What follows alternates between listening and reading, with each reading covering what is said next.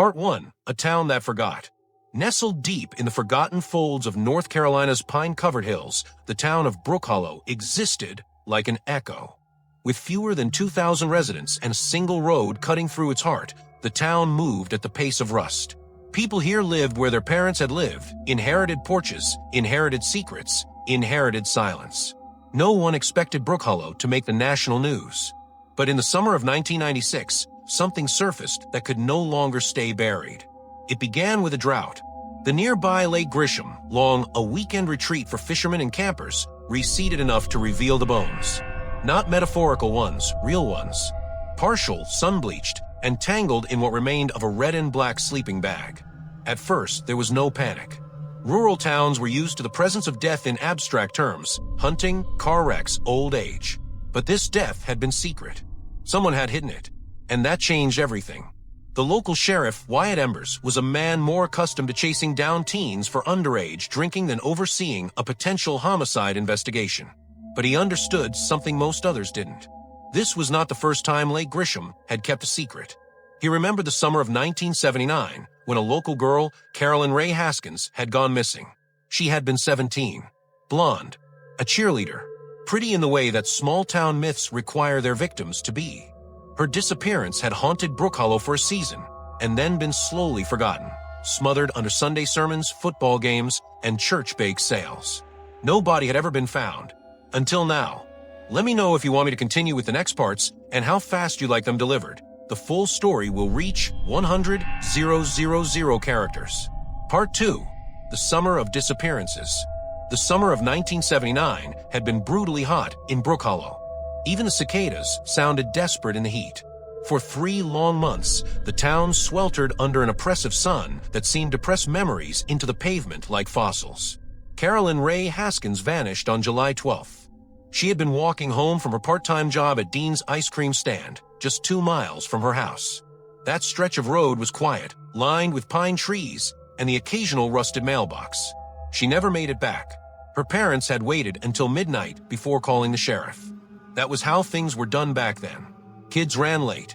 Curfews were flexible. But deep down, everyone knew something was wrong the moment the clock struck 12, and the Haskins porch light still burned into the empty night. The town searched. Men took to the woods with lanterns and dogs. Volunteers combed the lake shore. The high school canceled summer practices. And yet, not a single shred of evidence was found. No footprints. No torn clothing. No signs of a struggle. Only one thing had stood out in the original investigation. 3 days before her disappearance, Carolyn had confided in her best friend that she thought someone was following her. A truck, she'd said. Always the same one. Dark green. No plates. But without proof, the lead had evaporated. So did the urgency. After a month, the flyers began to fade in the sun. After 6 months, her name was rarely spoken. Brookhollow was not the kind of town that liked mysteries. It preferred neat endings. It needed them. In 1980, Carolyn Ray's case was quietly closed. No suspect. No answers. Her name became a whisper, then a ghost.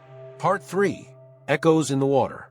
In 1996, when the bones surfaced, the town was forced to remember what it had buried. Sheriff Embers sent the remains to the state lab in Raleigh. Forensics confirmed the bones belonged to a female in her late teens.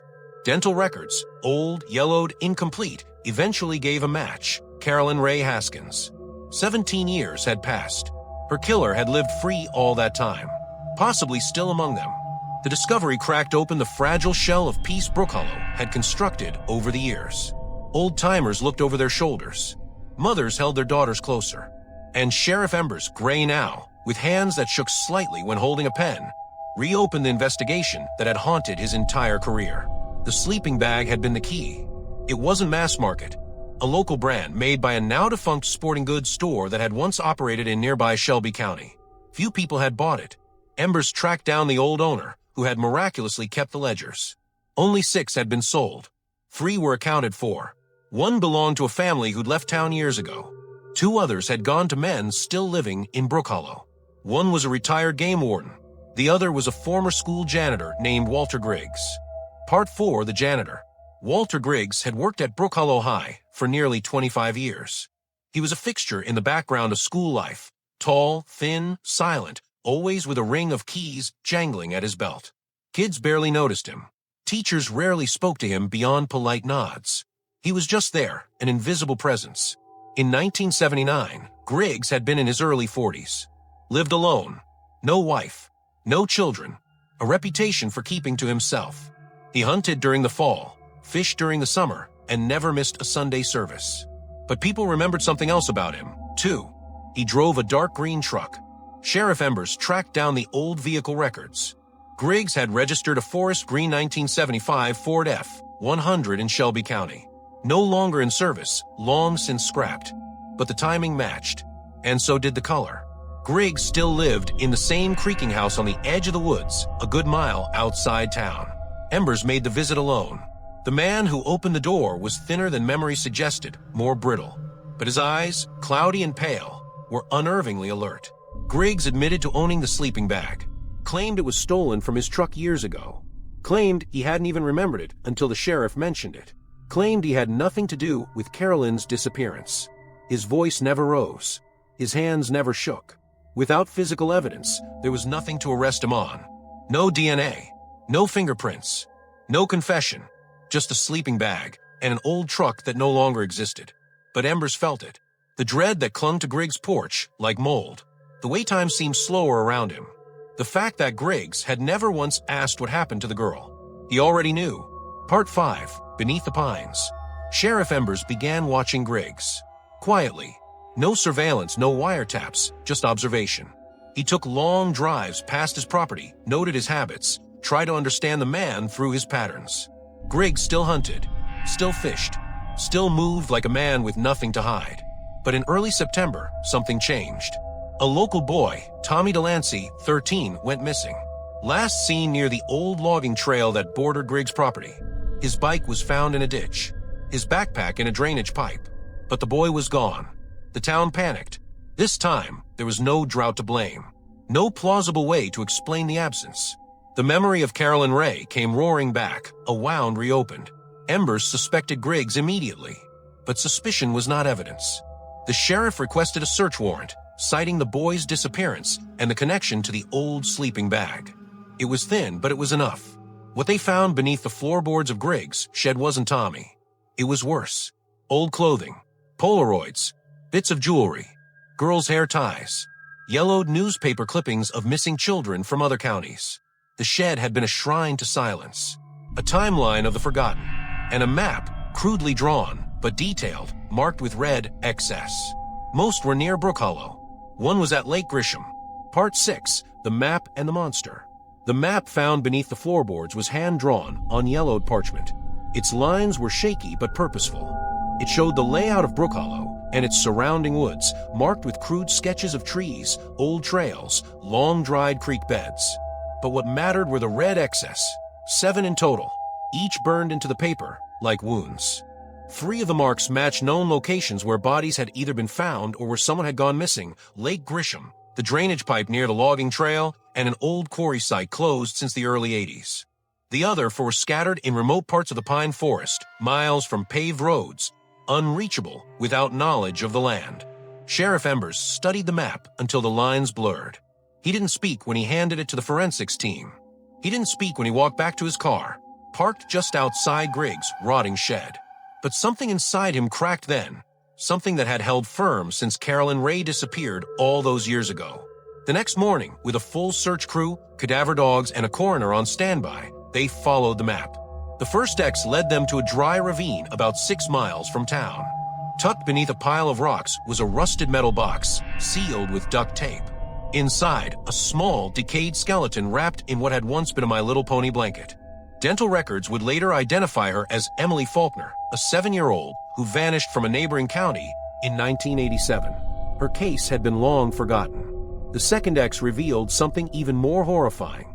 Buried beneath the roots of an ancient pine was a plastic barrel. Inside were layers of garbage bags, lime, and clothing remains. Bones, fragmented, burned, incomplete, had been stuffed alongside broken dolls and water-damaged children's books. The site was a makeshift tomb, likely used multiple times. DNA analysis would take months, but there was no question.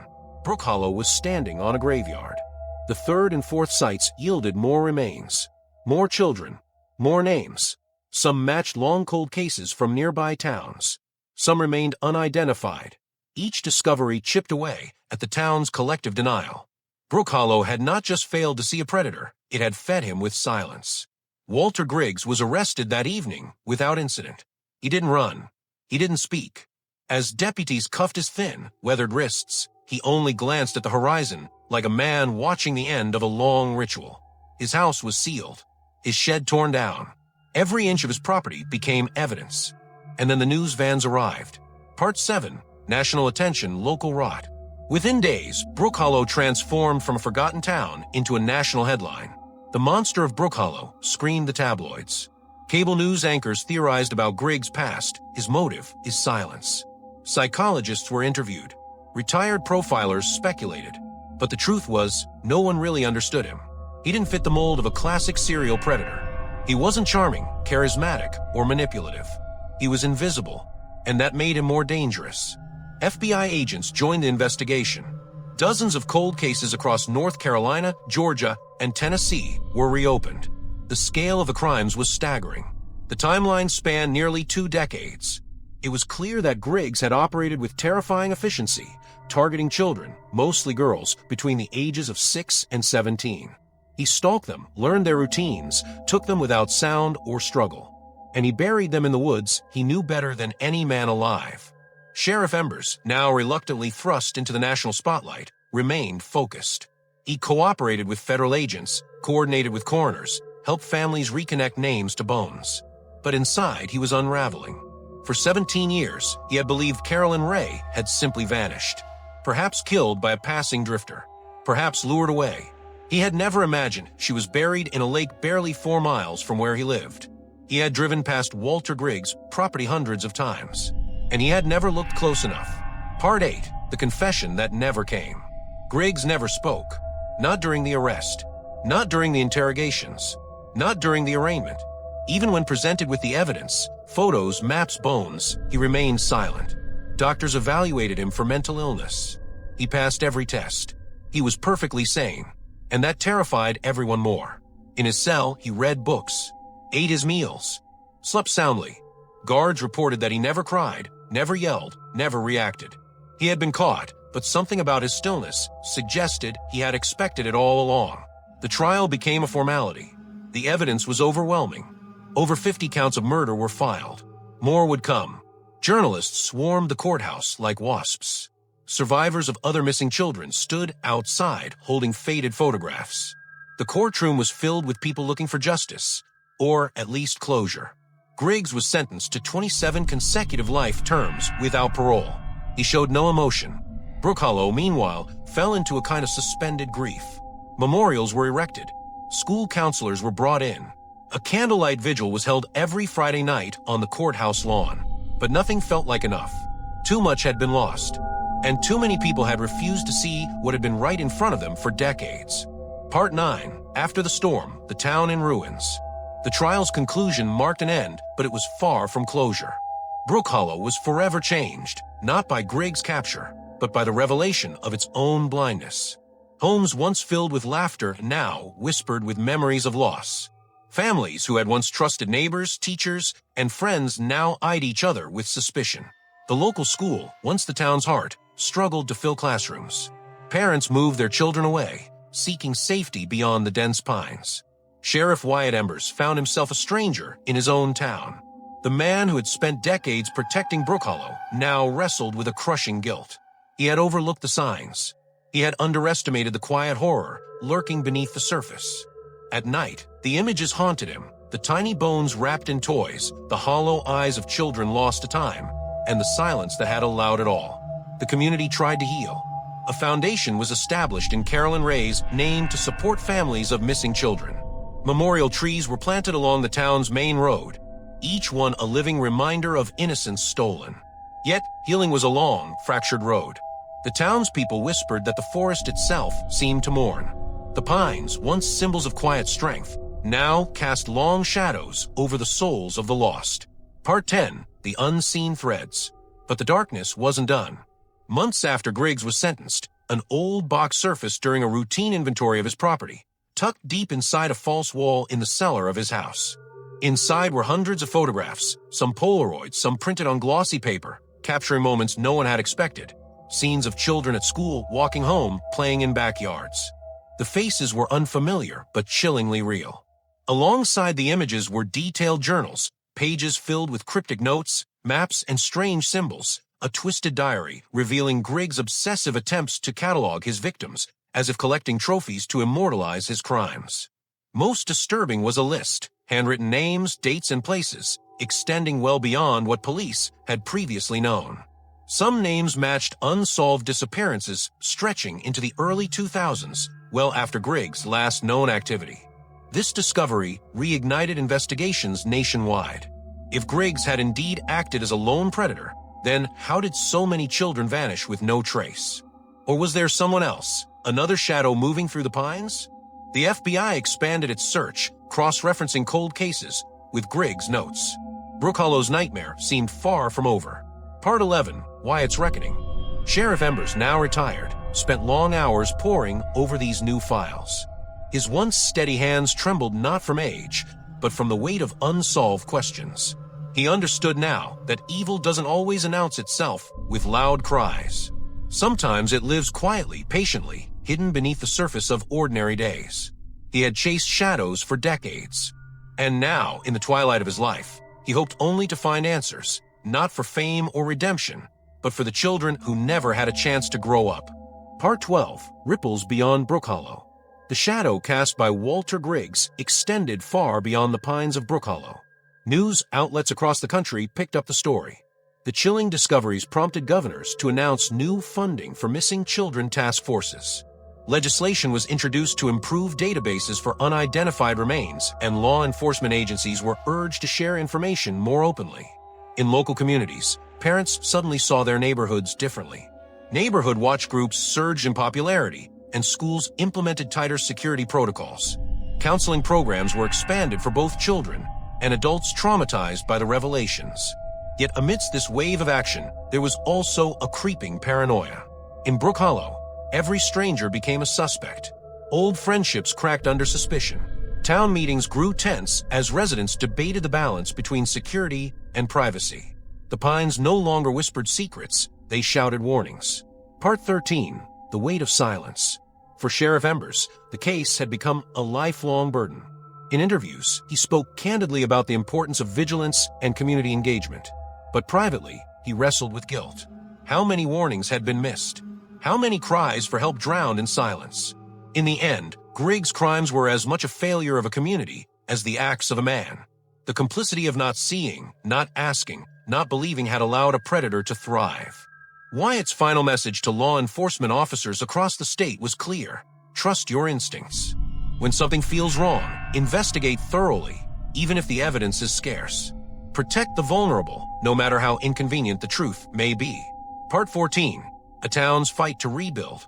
Brookhollow's efforts to heal were ongoing.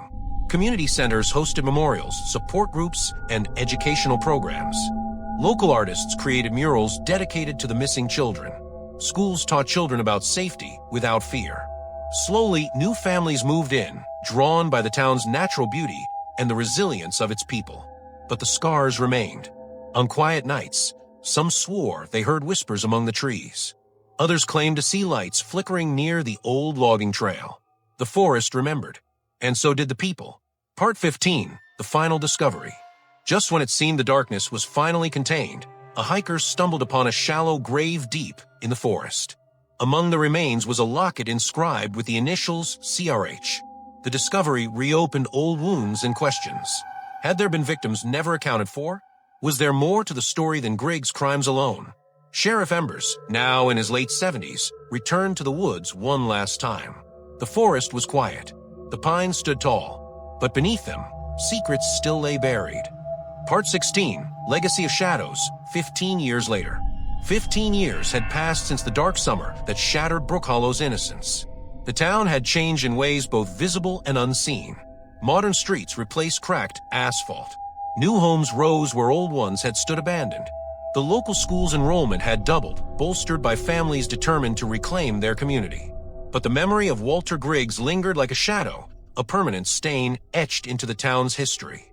Brookhollow became a symbol, a reminder of how easily evil could go unnoticed when wrapped in mundane. The law and reform. The ripple effect from the Griggs case reached Washington, D.C. Congress passed sweeping reforms to national databases for missing and unidentified persons, improving coordination between states and law enforcement agencies. Funds poured into victim support services and prevention programs, aiming to catch predators before tragedies could unfold. The case was cited in criminal justice courses as a pivotal example of investigative perseverance and the cost of institutional oversight. The people. Sheriff Wyatt Embers, now retired and living quietly in a small cabin near the mountains, found a measure of peace. He dedicated his time to speaking publicly about the importance of vigilance and community responsibility. Though haunted by the past, he used his experience to teach a new generation of officers how to listen, not just to words, but to silence. The town's heart. Brookhollow's community center bore a plaque inscribed with the names of the missing children. Annual vigils brought together families, survivors, and residents in a fragile circle of remembrance. Local artists painted murals on the community hall walls, vibrant scenes of hope, resilience, and the innocence that once was. And though the pines still stood tall, casting their long shadows, the town learned to face those shadows with open eyes. Final thought. In the quiet woods of North Carolina, beneath the whispering pines, stories linger. Some are told, some are not. But they shape us, teaching the price of silence and the power of remembrance. Brookhollow's story is a testament to the resilience of a community, the endurance of truth, and the hope that even in the darkest places, light can find a way through.